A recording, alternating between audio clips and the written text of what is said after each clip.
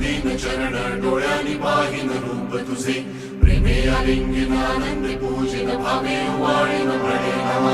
त्वमेव माताच पिता त्वमेव त्वमेव बंधुश्च सखा त्वमेव त्वमेव विद्या जगं त्वमेव त्वमेव सर्वं मम देवदेव कायेन वाचा मनसेन्द्रियेण बुद्ध्यात्मना वा प्रकृति स्वभावं करोमि यत्